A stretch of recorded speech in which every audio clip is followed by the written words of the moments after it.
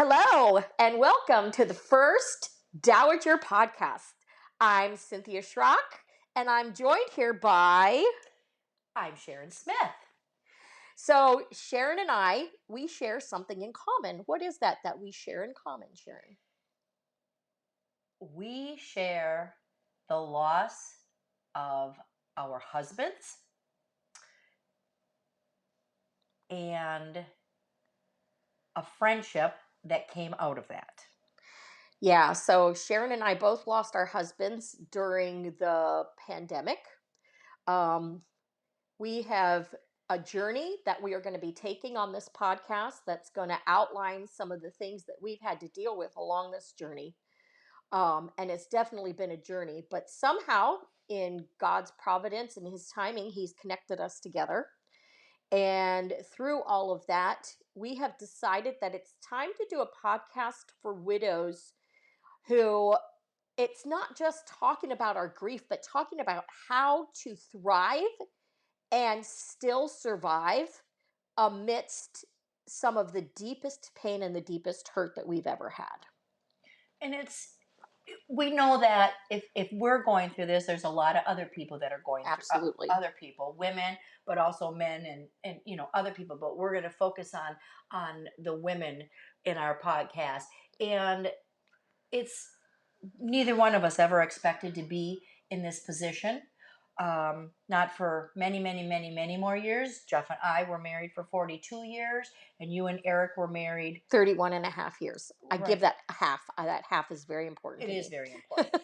You're right, exactly.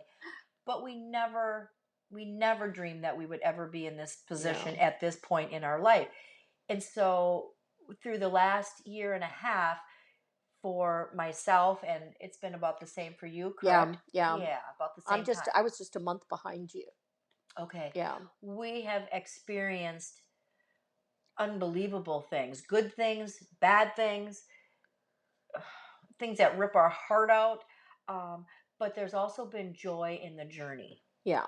And so we want to share all of that in the weeks and months and years to come, however long you'll have us. And but I think it's really important because this is unfamiliar territory for us, and we're figuring it out as we go. And there's other people that we've talked to, whether it be in a grief class or just our friends, our family, just people randomly that we meet that are suffering as well and have all these different things come up, and we just don't know how to deal with it. And by talking, having a sidekick, so to speak, Yeah. talking ourselves, to each other and through it, we've been able to help each other. Yeah. So Cynthia and I sitting at the table one day, solving these problems and going through all this, and we're like, We're going we to should solve do all these widows' problems. right. We should do a podcast and help other people. So that's our goal, is to help others, because by helping Yeah. others, it helps us, and we Yeah. heal, and we can help you heal. And I also think part of it too is walking out widowhood well, because I've seen a lot of widows that don't walk out widowhood well. I mean, we're going to talk about being a widow, and the reason we called our podcast The Dowager is because the Dowager is another name for a widow that is a widow of a king. Mm-hmm. And for those of us who are believers and know that our spouses have gone on to heaven and we're believers in Jesus Christ, we know now that we are widows of the King of Kings, of Yes. Jesus himself. Absolutely. And part of that is trying to take off that stereotypical, um, almost cloud of the word widow and turn it into something stately and something where we can walk and be pleased with who we've become, even though our spouse is no longer with us. Yes. And that's part for me of being a dowager now. I don't call myself that to a lot of people because a lot of people don't know what it means, but that's part of my step of understanding that I'm more than just what the world calls a widow. Uh, Let's talk about stereotypes of widows. Have you ever noticed any stereotypes that we might have in society that we deal with in within our society? Well, I think for me, what I've always thought is, widow is sad, needs a lot of help. Um,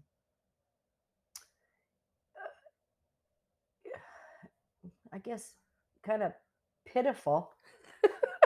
Like in a way, and I don't mean that necessarily in a bad way, but I think probably because they're so sad, and I think as far as like other people, sometimes people don't want you to be um,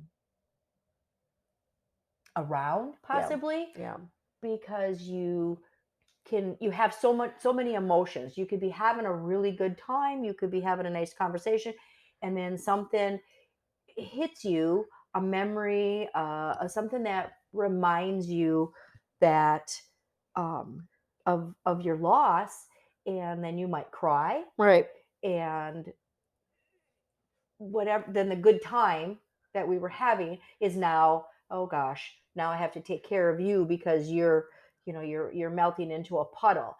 Um, I don't think it's necessarily though a bad thing though when somebody has those moments. But I think a lot of times what it does is I think the stereotype of it really almost becomes where it's a widow. We have to face our own humanity because we're dealing with death. yeah, And this person experienced it on a very intimate level. And when somebody else that has not dealt with it or has not had a death close to them, correct. they struggle with understanding where that type of pain can come from. Exactly, exactly. And I've said it. If I've said it once, I've said it a million times. You cannot know what this feels like until you experience No, it. you cannot. And that's so true about so many things, Yeah. right? Yep. It might be a serious illness, it might be eh, whatever. Yep. And until you walked a mile in that person's shoes, you can't understand what this feels like. I certainly didn't know what this felt like prior to this happening to me, and Right. being my life now. Right. I thought, quite interesting. I thought that when I had somebody that lost somebody, and we'll just use a husband, um, right now, because that's what we're talking about. When they lost their husband, I thought I was saying all the right things. I Uh thought I was doing huh. all the right things So true. until I became a widow, and I realized I needed to apologize to a lot of people Yeah. because I didn't do the right things. I didn't say the right things Yeah. because it's you don't know until you've experienced it. You don't. And you know what some of those phrases are? And I'll give you one big phrase for me that became a huge trigger. If you need anything, Yep. let me know. Yes. And I wrote a whole, and hopefully I'll be able to share it on this podcast at some time about the if you need anything game Yes. because it's really what it is. It It's really it's is. it's almost a game where somebody's asking you to play a game that you didn't ask to play, and then they're saying, "Well, let's play this game. That if you need anything, call me game." And then they hand you the ball and they walk off the court.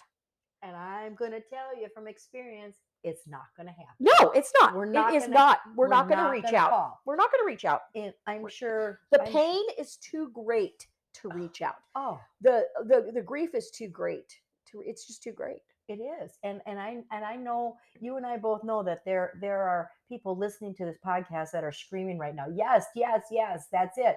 And maybe some people didn't even realize it. Yeah. But in being on the other side of it, when you're the person that's telling the widow, call me if you need me, anything, I'll do it, I'll be there. When you're that person, you usually sincerely mean that. There's some people probably say it just to get you to, like, okay, just go away right now. Right. But for the most part, because I certainly was that person, you sincerely mean it. If you need anything, anytime, night or day, weekend, weekday, whatever it is, you call me, and I'll come take care of whatever it is, or I'll be here to sit next to you or whatever. When you're in that much pain, you can't even think who to call. No. And the other And you're part just not going too, to do it. and the other part too is I've actually reached out when somebody has said that to Yes. me, only to be rejected. Yes. When I've just experienced the biggest rejection of my life, and not from the fault of my husband, but the biggest rejection of my life was him passing away. And then you tell me if I need anything, and then I do reach out to you, Yep. only to be rejected. That is such horrible, deep pain. That's such, I can't even begin to explain. And it makes you not even want to do anything at Oh, all. 100%. And that exactly happened to me as well. The very first time that I went You forward with get this brave. and asked, yes, you got brave. That's what it was. And you did ask somebody, and then I was rejected. Yeah.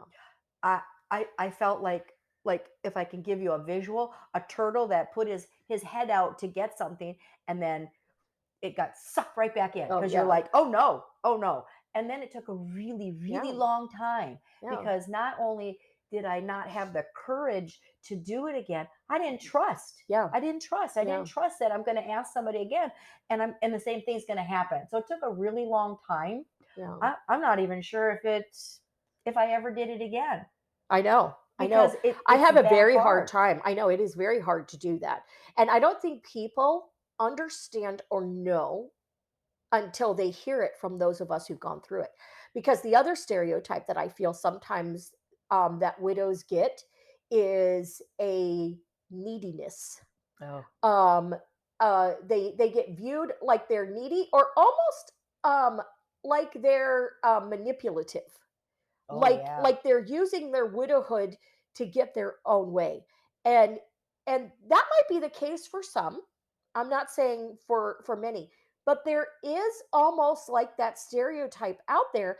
And that's why I think another reason why people stay away is it's almost an unwritten bias. Hmm. It's almost like they stay away because they don't want to face that which someday they are actually going to have to Yeah, face. there you go. That you hit on a good note right there, because I I think a lot of people, and I'm going to say there was probably a number of my friends, um, that were so afraid to help me too much or be too involved, I guess maybe the word is, because they saw that, oh my gosh, if this can happen to Jeff and Sharon, this could happen to me and my husband. It's almost like it's catching. It's like a disease. Right, like it, like A like disease of widowhood. right. And that's just so, like, oh my gosh. But the lesson with that also is, everybody is, at some point in At their some life, point, is they're going going to to. go through this. And I hate They're either have going to to be the be guinea pig. they're either going to be the one passing, or they're Yep. going to be their spouse is going to be. It's going to happen on one end or the It, other. it Mine definitely. just happened to go before me. Right. And it happened way sooner than what we ever anticipated, because we Oh, both had, we're both about the same age, so we had plans. We had our yeah. future planned out. Maybe not exactly everything we were going to do, but we knew we Yeah. had future things we were Yeah, going I to mean, do, we whether had it a be granddaughter travel or that we were yes, excited about that had just was going to be born, and he yes, passed away literally 2 weeks after our first grandchild was born. yeah, And that's so he never hard. got to meet her. Nope, He nope. never got to meet her. He got to see pictures of her, but he never got to hold her. He never got to meet her. That is hard. It's That is very very hard, because hard. those are plans and dreams that you have that have been completely And crushed and they're taken abruptly away from ended. you. Yeah. Abruptly ended, and it's like, well, now what do I do? At no fault of ours. No, no, At no fault, there is fault, yes, which we can get into that in another podcast. yeah, But just talking about becoming, that's why to me, I want to be a dowager over being what the stereotypical widow is. A dowager to me rises above. She becomes a widow of the King of Kings. She rises above the muck and the dirt mhm, of the grief that she's in, and she learns how to take that and create something beautiful out of it. And that yes, doesn't necessarily mean getting remarried. I mean, I don't know about you, but for me, like you said, you hadn't dealt with it before. I had. not in the sense on my own personal level, but my grandmother was the same age as me when she lost her husband. Right. Right. And my grandmother was 52. I was 51, but my grandma was 52 Yeah, when that's young. she lost her husband. I was 51. Um, my grandpa was 56. My husband was 57. So the similarities. So I grew up with a grandmother that lived with us Hmm. who had lost her husband. So I grew up with that awareness Mm. of knowing what it looks like. And let me tell you, she was a rock star. Wow. She was my closest friend. And the fact that I was closer to her than I was to even my own mom. And my mom and I were very close, but my grandma and I were extremely close. And sometimes I look back on that and go, wow, was that providence? Was that hand of God? Because I remember sitting in a car saying to her, Grandma, why didn't you ever get remarried? And she always said, when you've had the best, why do you want anything less? Yes. And then Yeah. she'd turn around and say, besides, why would I want to wash another man's dirty socks and underwear? Yep. Yep. So that was what, as a young child and as a teenager, that was what was in my mind of being a widow. So now I'm facing it. Right. And so I'm facing it from the view of they're forgotten sometimes because I saw what she went through and I saw people forget her, but Yes. yet she chose to rise above it. And I think that that's what our podcast is kind of going to be about Yes. is Right. is rising above the stereotypical bitterness, rising above and not necessarily feeling like we have to fit into some kind of mold that the world says we have to as a widow. Well, there you go. That's yes, yes. Because I think you're right. I think there is that stigma about that. It's like, okay, well, this is your section right Yeah, now. this is your lane, stay in it. Right, stay in it. But I don't want to be, I want to be in that lane over No, there. no, right, exactly. And it's just not. And maybe you and I are the new age um, widows because it isn't. Yeah. It doesn't need to be like that, and it doesn't mean that you know when you get in this position that we're in right now that now okay for however long we have left on this planet we're going to be sad, we're going to be needy, we're going to not be fun anymore, we a lot of different things, right? Yeah. And that's not true, that's No. not true. Now maybe some people, maybe depending on their personality, their lifestyle, their whatever, maybe that's how they feel, but that's not the norm, that's not the No. norm. And I think with this podcast, our goal is to, first of all, to heal ourselves while Yeah. helping It's others true. Yeah. heal. And I think that comes naturally to me, and I think it does to you as well. Um, and like you said, rise above this and just maybe talk about some of the things that are out there that people don't know how to deal with. I Yeah. mean, we learned a lot through grief share. And sometimes it was shocking. Yeah. It was like, what? Oh my goodness. Um, but we want to show you that you can still be a strong, powerful woman. Yep. You can still have joy, And you can joy in the keep the journey. memory, yes, keep Oh, the memory of your spouse still alive. Ride the roller coaster of grief when it comes. that's right. And help others who are struggling as you ride that roller coaster to ride it with you. Because Absolutely. I think so often people don't realize, wait, I need to ride that roller coaster with you so that when my turn comes, Yes. I'll understand a little bit better. And I think that that's a big struggle for a lot of people to understand, and I think that's what we want to do with this podcast is help Right. people understand what a widow looks like, and even people who aren't widows can listen to this and learn this is how we need to treat Yes. people who've lost their spouse. And that exact thing has happened to me a number of times. Somebody lost their friend, lost somebody, their husband, and they're like, "Well, so I think I'm going to do this. What do you think?" I'm like, "Okay, I'm going to just tell you. First off, don't do that. Don't do that." Because I said I now we are the experts because we're walking the walk. We've Yep. experienced it.